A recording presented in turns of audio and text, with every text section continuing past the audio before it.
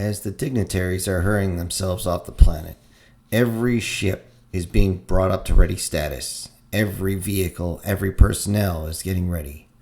All non-Earth ships are ordered to get clear of the danger area as soon as possible. Fighter pilots are getting ready, and every weapon system is being brought online. Sin is up in his flagship, the Bismarck, as things begin to go down.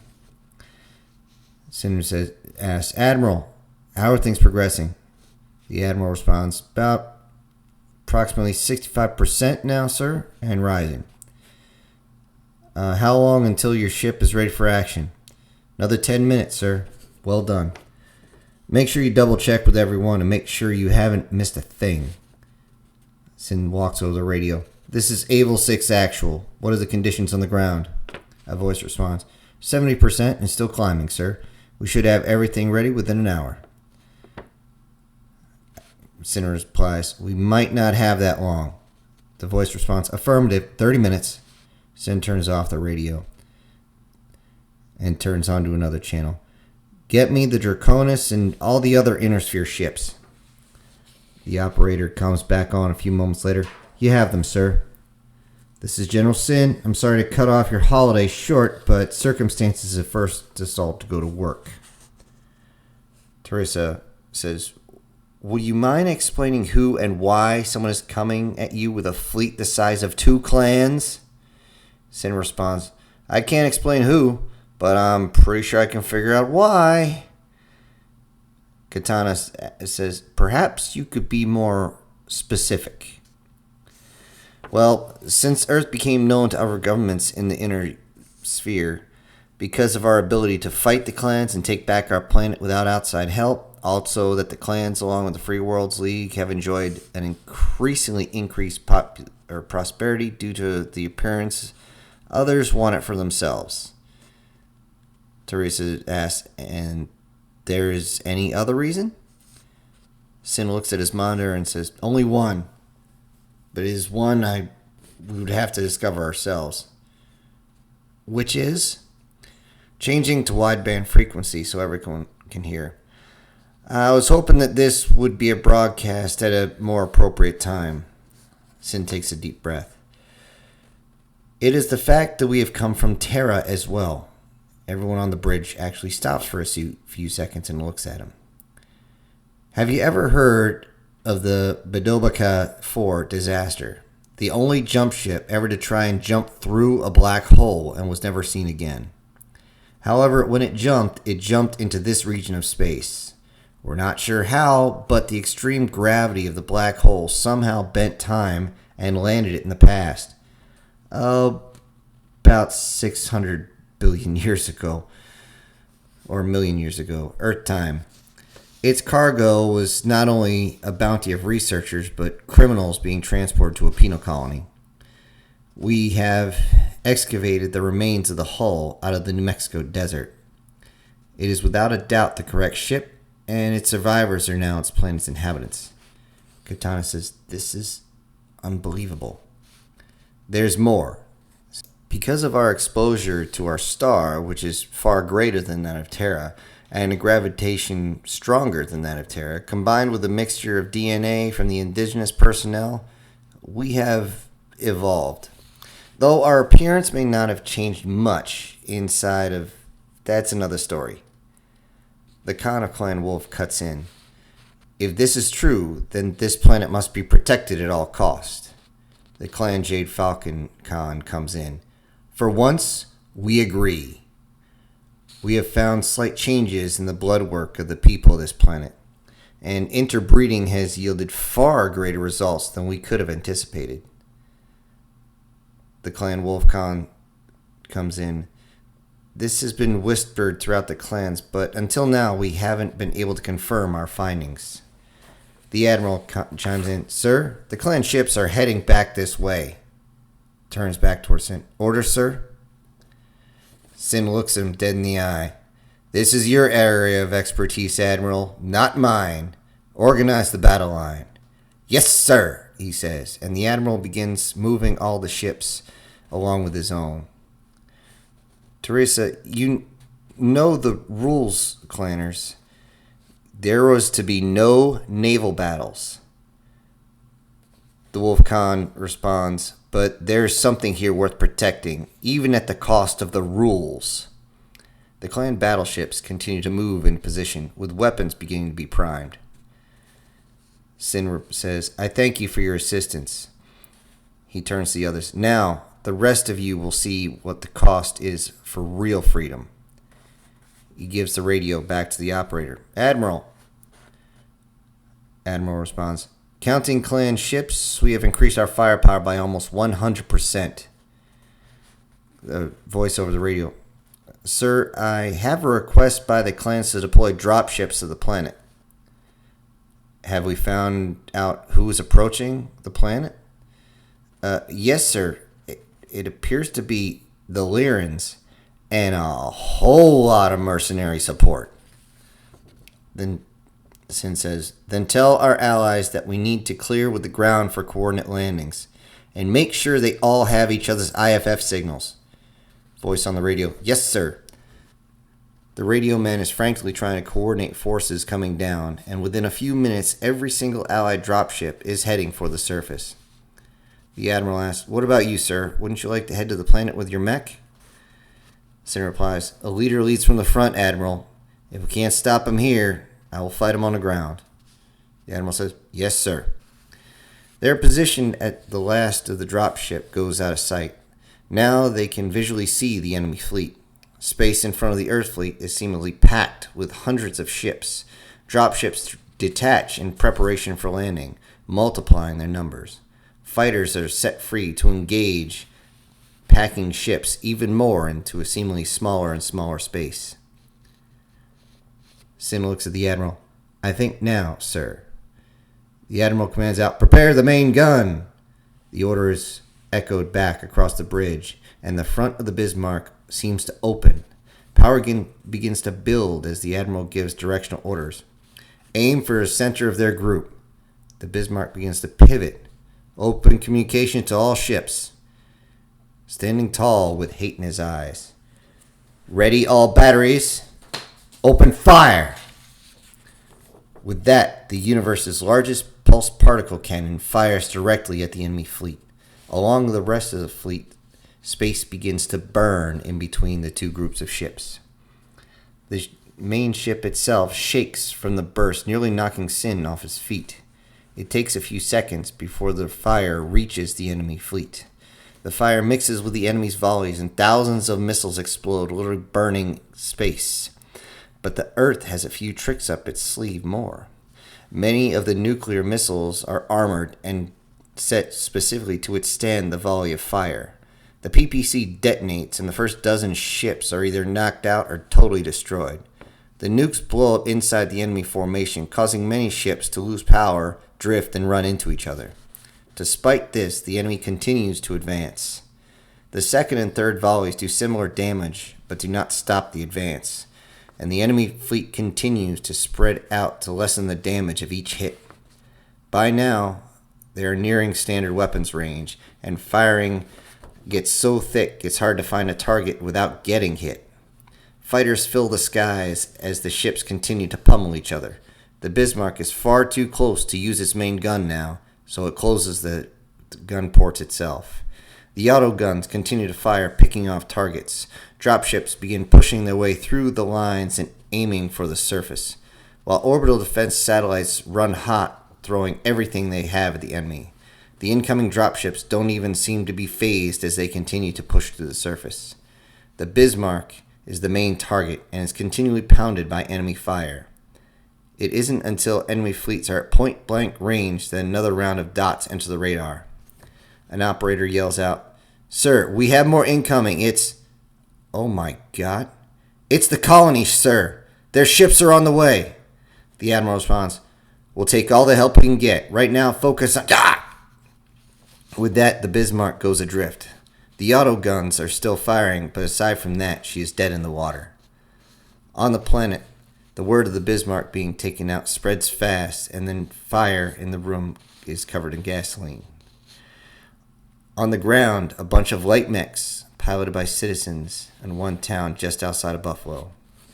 Next to the two mechs are two young children, a boy and a young girl. They hear the word of the Bismarck has been taken out over the radio. Everyone looks at them because they are the children of Delphine and Sim.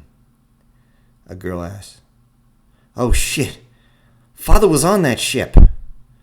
One of the boys says, Are you two going to be all right?" Looking directly at the girl. "We'll be fine," the older boy says.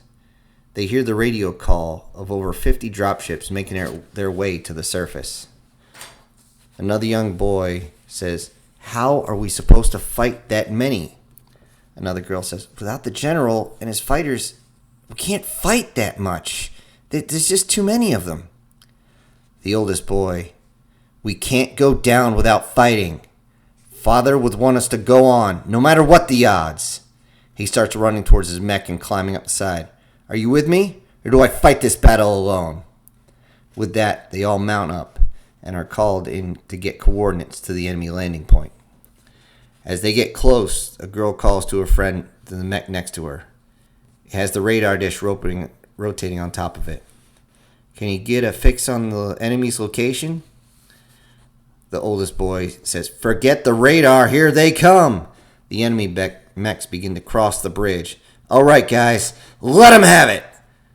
The fight begins as the clan mechs come in running.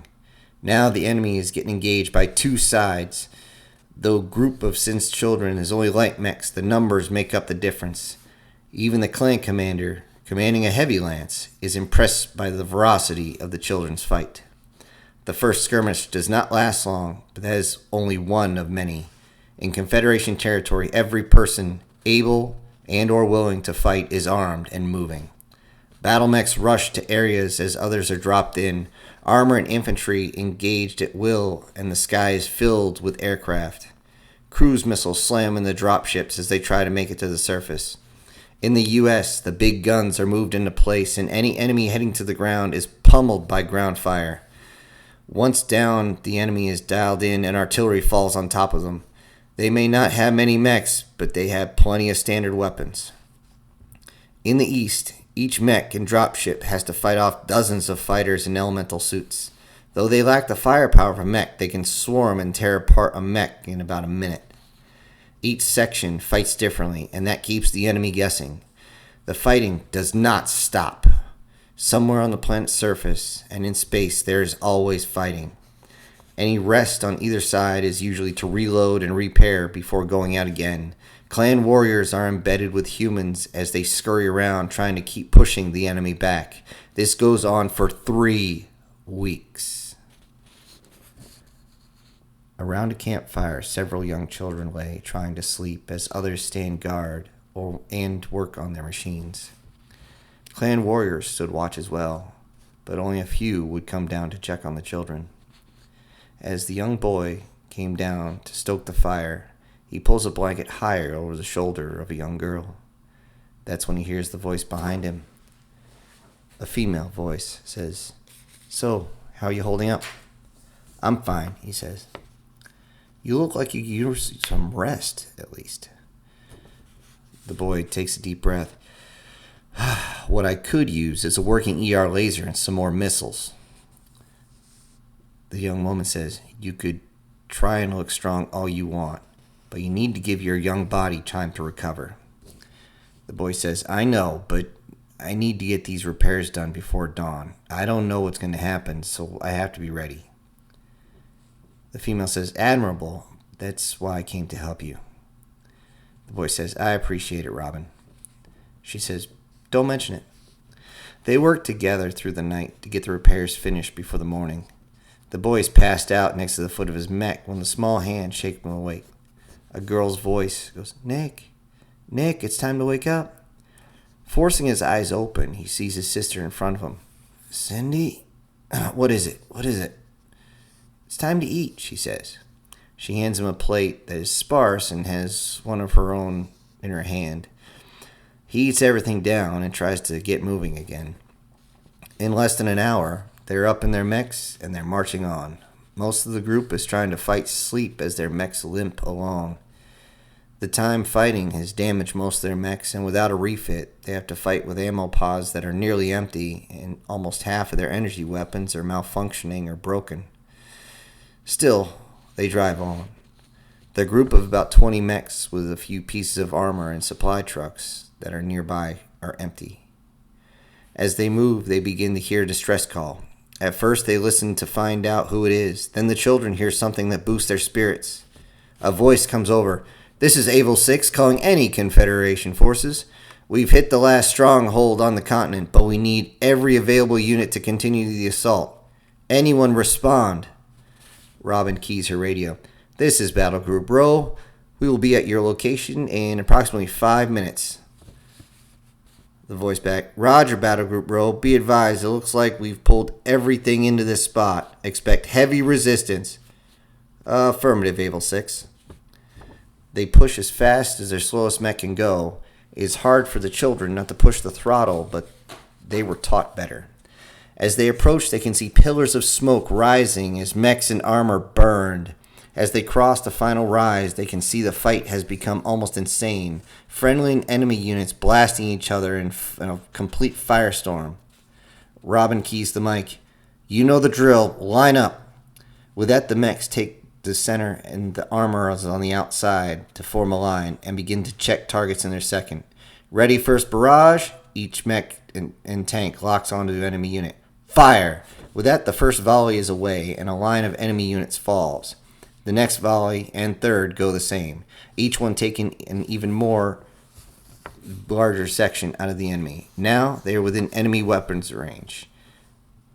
Hold the line. Fire at will. And the fire becomes intense as ever. The line holds as the enemy tries to reposition. The sudden loss of their flanks make them recall their forces. As the forces withdraw, they come under increasingly heavy fire. Then the children see something that everyone else sees. It's Sin's Direwolf and Delphine's Warhawk right next to it. On either side is Terra's Hatchman and the Wolfcon Stormcrow. The Falcon Khan's mech and even the Katana is in the fight. Each of them has been damaged, almost to the point of falling over, but they keep up the pressure. The group seem to merge as they push the enemy back towards their final dust-off point. Then, just as things seem to be about at the end, several other lances join the enemy and they try to push back. In the midst of things, the Warhawk is hit and falls to the ground.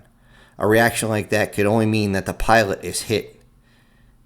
As hot as it is in his mech, Sin, Nick, and Cindy's blood runs cold. Sin screams out, "You motherless fuckers!" Sin uses his Alpha Strike to try and take down the center line, but inadvertently hits the dropship's engines as it's powering up. The resulting explosion tosses a large group and the ship, and sends everybody flying. Mechs tumble as the blast wave hits them. Everyone not in an assault mech is pushed back. Gyros whine and scream as they try to keep their balance. Light mechs take one hell of a tumble but are able to get back up. The explosion is so great that the other dropships go offline. Almost all the enemy units are down now, and the rest are easily dispatched. The battle is won. The last of the dropships that are anywhere on the planet take off and try to fight their way off the planet. Fighters and ground fire dog them until they're way out of the atmosphere. Then space fighters are waiting along with several battleships swoop at them and the rest of the way to their jump ships. As the few remaining ships jump away, the battleships watch as the fleet that came thousands leaves with only about 10 ships in total. On the ground and in space, people cheered as the news of the enemy running away. But on the battlefield, a leader is scared to death. Sin runs to the mech, to Delphine's down Warhawk. Nick and Cindy are not far behind. He runs up and rips the hatch open as hard as he can, almost breaking his fingers in the process. It is easy to see that she didn't eject.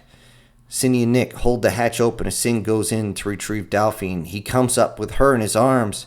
He brings her down to the ground and the children join him. Sin is barely able to keep from breaking down at this point. Please don't leave me," as he holds her.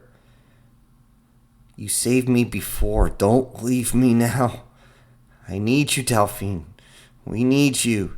He begins holding her close and shaking her back and forth slightly. The children move in close as Delphine tries to open her eyes. She tries to talk but can't get any words out. She barely moves her eyes, begin to shut again. No, no, no, no, stay with me, please. Delphine tries to fight, but her eyes shut, and her body begins to sag. Nick and Cindy turn. Medic!